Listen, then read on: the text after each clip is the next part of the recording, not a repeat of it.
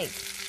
An attack on America's meat supply. Consumers are going to continue to experience more of these kinds of disruptions given the relatively nascent state of defenses. The latest on the cyber attack and what it means for U.S.-Russia relations. Plus, President Biden's $6 trillion plan to fund the country. A breakdown of the administration's budget proposal. And I'm a little bit more worried about the South because low vaccination rates in the South. You have a lot more people vulnerable. The state of coronavirus vaccines in America. All this and more tonight on Faith Nation.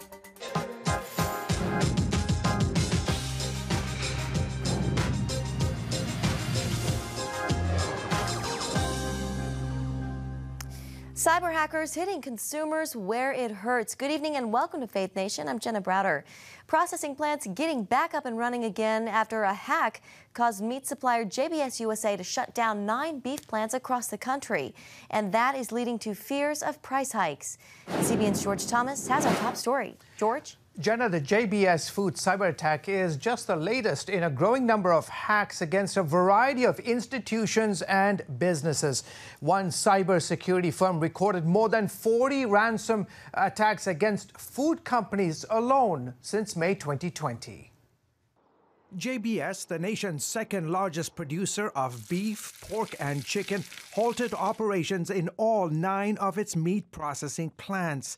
The company's IT servers in Canada and Australia were also affected. JBS is another example of a major consumer company being impacted by organized crime, seeking to impose costs so that they can get paid a ransom. The attack coming a month after hackers hit Colonial Gas Pipeline, causing a gas shortage and forcing thousands of gas stations to close. Okay, first it was oil, now it's agriculture. What's next? JBS expects to have all its plants back online today after what they say was a cyber attack over the weekend from a criminal organization based in Russia. Preliminary reports suggest that it was a hacker group called Revil, or ransomware evil. The White House saying it confronted Moscow on this latest attack and plans to discuss the matter when President Biden meets Russia's President Putin later this month. This will certainly be a topic of discussion, that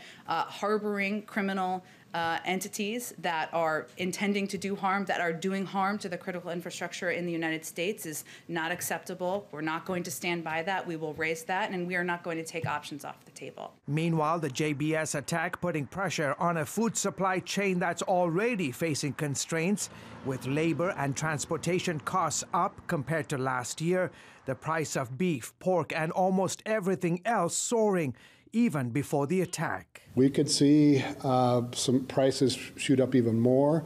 If it continues for more than a week or so, we could maybe even see some shortages at the meat counters again. Experts saying that even if the world's largest meat processing company goes offline for a day, the impact could have ripple effects. Efficiency is good when things are running great, but when it's not, it can really throw a wrench in things. Security experts warning that cyber attacks are now the new norm. Guess what? They went after our gas and they went after our hot dogs. No one is out of bounds here. Everyone is in play, and every single corporate executive needs to be convening their cybersecurity teams and their business resilience teams today to understand what their continuity plans are. A very important matter for sure. JBS, by the way, USA says their backup servers were not affected in the ransomware attack. Still, experts agree, given the size and scope of the company's global operations, any further delays in fully restoring all the affected plants could potentially create supply chain disruptions down the road. Jenna? George, so, we saw just a few weeks ago with the Colonial Pipeline, and now again it's thought Russian hackers are behind this attack. The White House says it's engaging with the Russian government on the issue. How, George, are these cyber attacks affecting U.S.-Russia relations? Well, President Biden was asked today during a press conference whether this latest attack on JBS was a way for Russia to test this new administration. President Biden said no, but clearly what we are seeing is that despite sort of the waves of retaliatory U.S. as well as European sanctions levied on the Kremlin for previous cyber attacks, all indications are that from this latest attack to the Colonial Pipeline, to the SolarWinds, to the USAID attack, Russia is not backing off, and it is creating a bit of a prickly moment for the president as he gets ready to go to Switzerland this month. To your point, President Biden, Russian President Vladimir Putin, they'll hold their first face-to-face meeting June 16th. And they've exchanged barbs. Since taking office, Biden has called Putin a murderer. Putin is warned of some ominous Russian red line not to be crossed. Tensions are high. George, what are you expecting to see? Both sides, from Washington, D.C. to the Kremlin to Moscow, both sides are somewhat playing down this upcoming meeting. President Biden has repeatedly said that he's pursuing a relationship with Russia that he says is, quote, stable and predictable. The Kremlin spokesperson Dmitry Peskov also mentioned, communicated a similar message, trying to lower expectations. But clearly, Jenna, our two nations have been at an impasse pretty much since the Russians annexed Crimea back in 2014, and the allegations that the Russians were involved in last year's elections, to the cyber attack. So you can imagine there are a host of thorny issues that these two men have to cross the bridge when they meet this month. Yeah, we'll be watching that meeting closely. So President Biden says he will bring up human rights in Russia. You've covered that part of the world pretty extensively, George. What are some of the issues being seen on the ground there? Well, right at the top of the list would have to be the plight of Alexei Navalny, the fierce opposition figure who has been under arrest by the Putin regime. The other big issue is from human rights to various political opponents who want to criticize, who want to come up against Vladimir Putin. But from a religious standpoint, just in April, Vladimir Putin made an amendment to a very controversial religion law in the country. And the most recent amendment, Jenna, basically says that any Russian pastor, clergy member, a Christian, either national or from outside of Russia, will have to, even though they may have a degree in theology or something, they will have to go through some kind of a course that's sponsored by the state. We're not quite sure what that course is before they can continue their activities in the country. Jenna? Wow. All right, senior international correspondent George Thomas, thank you so much for your report and your insights. You're Great welcome. to see you. Sure. Well, $6 trillion, that is the cost of the Biden administration's new budget proposal. It includes the American Jobs Plan and the American Families Plan. And now the White House is trying to get the buy-in of lawmakers on Capitol Hill. CBN White House correspondent Eric Phillips here now with more. Eric? Well, Jenna, that $6 trillion budget is made up, as you just said, largely of those two plans. $2.3 trillion for the American Jobs Plan, $1.8 trillion for the American Families Plan. It's why it's so important that the president get buy-in here on Capitol Hill, because altogether that infrastructure plan makes up $4 trillion of this $6 trillion budget. So even today, the president met with Republican Senator Shelley Moore Capito of West Virginia to talk about that infrastructure plan, to just see what could possibly be possible in terms of working out some sort of a deal. But as White House Press Secretary Jen Psaki said in today's briefing, there's a lot more to this budget, including how students can pay for education. One of the ways anyone can know out there about how much the president cares about student debt and student loans is by simply looking at his budget and the budget he proposed and rolled out last Friday. He makes 2 years of community college free, along with a major increase in Pell Grants that will drastically reduce the cost of an education beyond high school. The American Families Plan, which he proposed, we still need to get it, of course, signed into law, or passed and signed into law, which is included also in the president's budget, includes a historic $47 billion of investments in HBCUs, tribal colleges and universities, and minority-serving institutions. And these institutions are critical to helping underrepresented students move to the top of the income ladder. A big concern with the president's budget is the deficit. If it passes as is, it would create a $1.8 trillion deficit next year alone. Now, administration officials say that you can't be short-sighted. You kind of have to look at the long game where this budget is concerned. And by long game, I'm talking 15 years or more, when a number of factors, including those tax increases that the president has proposed, will pay off in the form of actually decreased deficit, they say. Jenna. All right, CBN White House correspondent at the White House, Eric Phillips. Thank you, Eric. And let's bring in Stephen Moore, author, economist, and chairman of the Task Force on Economic Revival at FreedomWorks. Steve, welcome. Great to have you with us this evening. So the White House budget proposal of some $6 trillion. What does a package like that mean in terms of increasing the national debt and deficit? Well, Jenna, good to be with you. And you just did an excellent report on what's happening with prices and the higher prices that people are facing at the gas pump and in the grocery stores. And I tried to buy some airline tickets this weekend, and I was just floored by the higher costs of flying from here to there, and lumber costs. And just throughout the economy, consumers are seeing real increases. And then the question is, why is that happening? And there are a lot of explanations, but one of them is clearly this massive national debt and the massive amount of borrowing that the federal government is doing, which is basically cheapening the value of the dollars you have in your pocketbook and in your purse and in your wallet, and that means people's take-home pay is shrinking.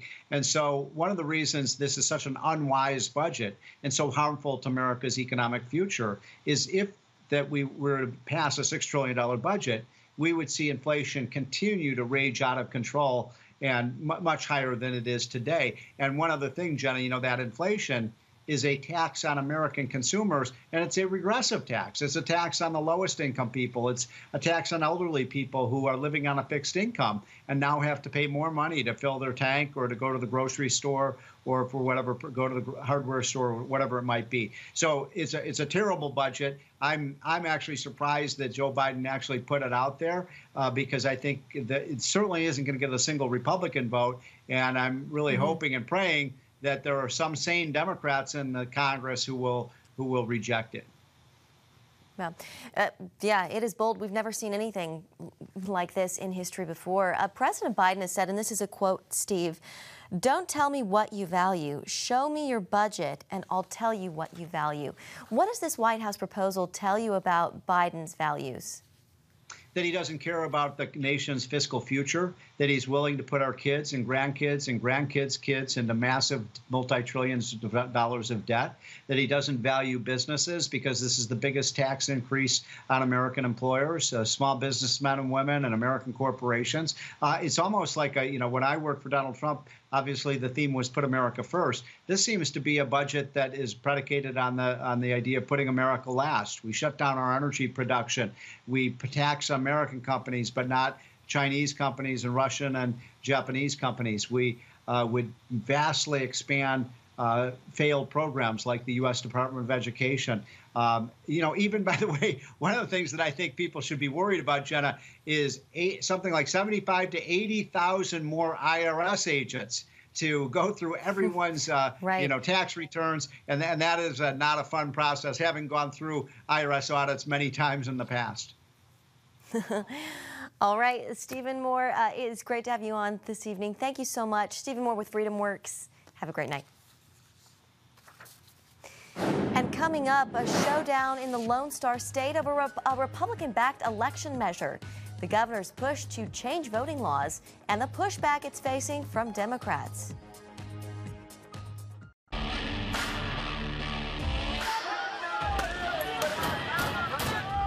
Having sex before you marry is a bad idea. Don't tell me there's no such thing as gun violence. That just depends on your definition of when life begins. Watch Dan and Dale tackle trending topics that test your faith on the next Faith Wire. Monday night at 8:30 on the CBN News Channel. The Global Lane takes you around the world. providing facts over fiction. What might rising trade and geopolitical tensions mean for you on the home front? With over 45 years of experience, award-winning journalist Gary Lane brings you the truth from a global angle. What about the issue of immigration? World news analysis you won't see anywhere else. And it's all right here on the Global Lane. Thursday night at 8:30 on the CBN News Channel.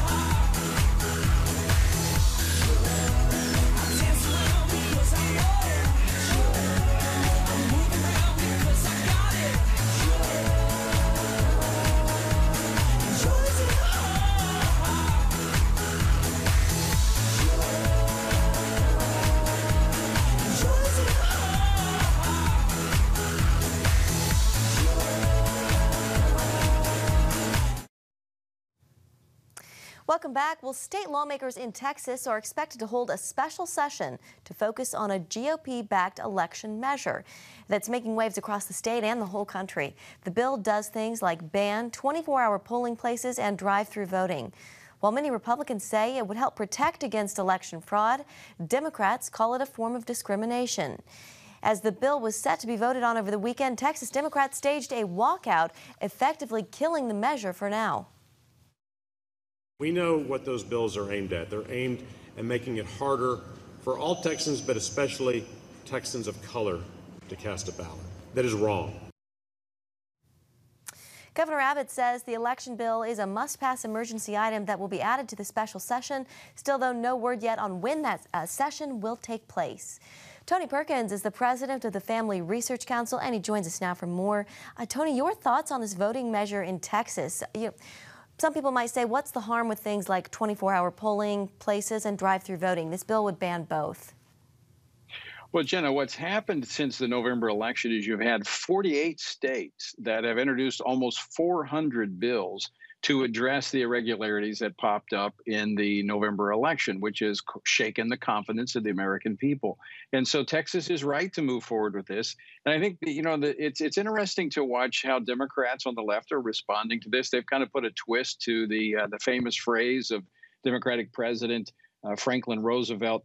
They have nothing to fear but fair and free elections. So they're fearful of the American people and their vote being protected. They want a system that can be manipulated. If they didn't, they would not be opposed to these common sense laws that are being passed in states all across the nation. On another topic, we've been reporting on the Biden budget plan, Tony, and you wrote about the fact that for the first time since 1976, the president's budget proposal doesn't protect Americans from paying for abortions. Explain what is going on here. This is quite significant. We're seeing a $6 trillion budget, and this administration, just in 4 months, has opened up nearly $500 billion of funding that can go to abortion-related entities. Now, the Hyde Amendment is extremely important. It goes back to, as you mentioned, 1976, named for Henry Hyde, who was the congressman that stepped forward to kind of bring this middle ground on those who supported abortion, those who did not, and there was agreement. For these 45 years, there's been agreement that maybe you support abortion, but you don't support the idea that someone should be forced to pay for it. That's been the common ground. That has been jettisoned by this administration and the proposed budget that this president has put forward. But Jenna, no one should be surprised. This comes right out of the Democratic Party platform. People are amazed at these moves that Joe Biden and his team are making. Look, he's doing exactly what was signaled in their party platform. They are running these plays just as they have been presented. So Americans need to realize they're getting exactly what they voted for. The most pro-abortion administration in the history. They've opened up, just in 4 months, 20 times more 20 times more than Barack Obama did, and he set the high water mark before. Tony, just about 45 seconds left here or so, but FRC just launched a new Center for Biblical Worldview. Explain what the center will do and why you think it's an important move.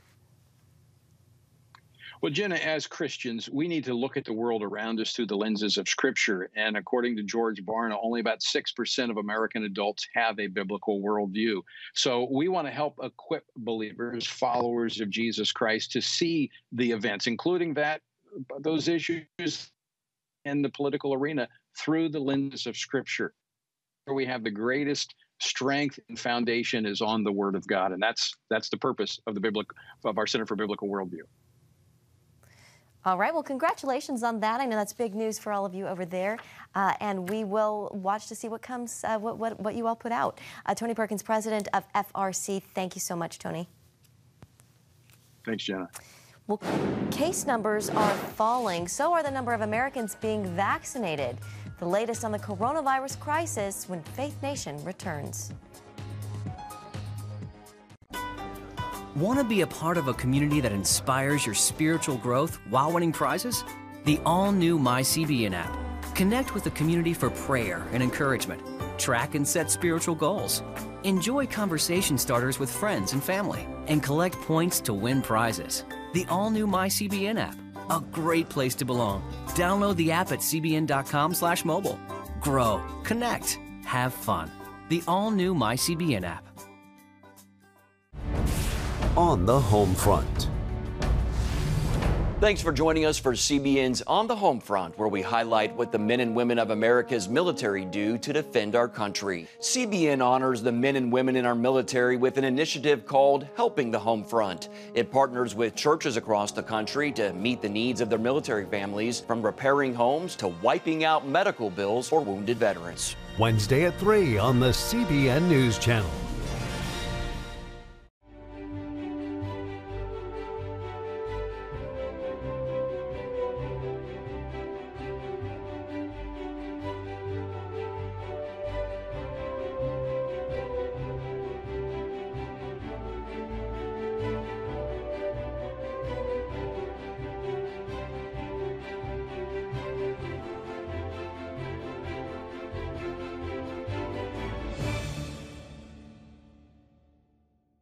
Too often, we carry baggage from our past. You know what it's like. It affects everything and everyone in our lives. It's always there, weighing us down and keeping us from achieving true happiness. But do you know God never meant for us to be trapped in the past? You can be free of your baggage. Learn how God's forgiveness leads to changed lives and new beginnings. Call the 700 Club. Daily average cases of COVID-19 are the lowest they've been in a year. Hospitalizations are down too, and the death rate has fallen more than 85%. Still, many Americans remain skeptical of the vaccine. Jennifer Wishon reports on President Biden's blitz to get more shots in arms. Today, 52% of Americans are fully vaccinated. To reach his goal of having 70% of Americans fully vaccinated by the 4th of July, President Biden is kicking off a full-court press. To make it easier, Uber and Lyft are offering free rides to vaccination sites. Some facilities are providing free childcare for parents, and pharmacies will remain open around the clock on Fridays in an effort to eliminate excuses. If you are unvaccinated, you are still at risk of getting seriously ill or dying, or spreading disease to others. Moderna has joined Pfizer in requesting full approval by the FDA, an authorization polling suggests will encourage 1/3 of those unvaccinated to change their minds. 12 states have already met the president's goal of 70% vaccinated. We can finally shake hands, talk to each other, enter places without masks. This is the way it should be. Las Vegas is now open at full capacity. Man, it feels great. You know, just seeing the crowd, the energy, you know, the people, everything open up. It's awesome. It's great. But vaccination rates remain low in many southern states. Some governors enticing citizens with mega cash prizes. In West Virginia, get a shot in the arm to win a chance to score a gun. We're going to give 5 custom hunting rifles and 5 custom hunting shotguns away. The president is deploying the vice president, first lady, and second gentleman to southern states to encourage people to get vaccinated, hoping to employ the help of hairstylists and barbers. Something new: if you've been vaccinated, you may not need a booster shot. That from scientists studying how the body remembers viruses. More research is needed, and they say virus mutations are a wild card. Jennifer Wishon, CBN News. Thank you, Jennifer. Well, as the pandemic spread throughout the world, new variants started popping up all over the place. From the UK to South Africa, you've probably heard of the different deadly strains. But now the World Health Organization is changing the way they refer to those variants. In an effort to avoid stigmatizing countries, the WHO is looking to the Greek alphabet to help rename strains. For example, the UK variant will be known as the Alpha variant. And still ahead, seniors traveling the globe without leaving the nursing home. The new reality next.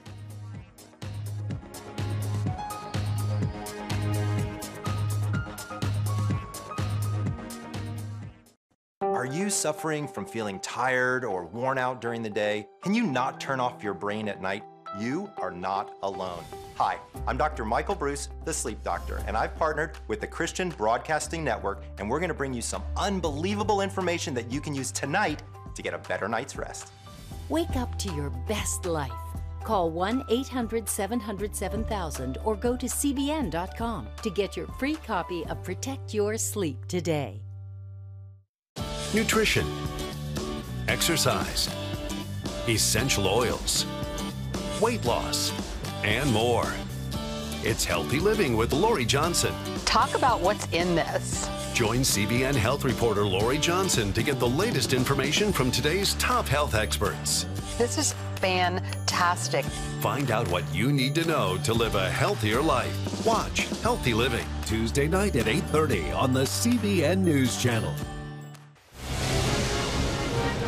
Woohoo! Hi, Superbook fans. Here's something else you'll love. It's the new Superbook Bible app. It's packed with games, activities, and Superbook episodes that you can watch for free. Oh no! There's trivia, a fun daily devotional, and answers to your Bible questions. Plus, an easy-to-understand Bible the whole family will enjoy.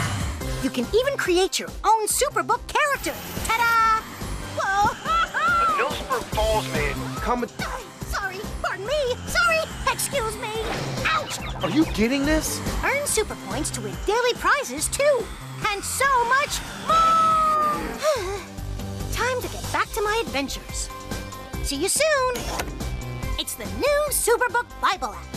Free downloads on iTunes, Google Play, and Amazon. Finally tonight, a group of senior citizens just took an out-of-this-world trip, blasting off to the International Station. Virtually, at least. Residents of a Florida senior living community used virtual reality headsets for their trip. You're immersed in an experience if you let yourself do that, and I've got a very vivid imagination, so it's pretty easy for me to do that. And like I said, it connects people. And people living in nursing homes can take virtual visits to Paris, Venice, Egypt. They can go hiking, on a skydiving. The goal is to improve residents' moods and relationships and make them more receptive to technology. And that is going to do it for Faith Nation this evening. Thank you so much for joining us. We'll see you tomorrow.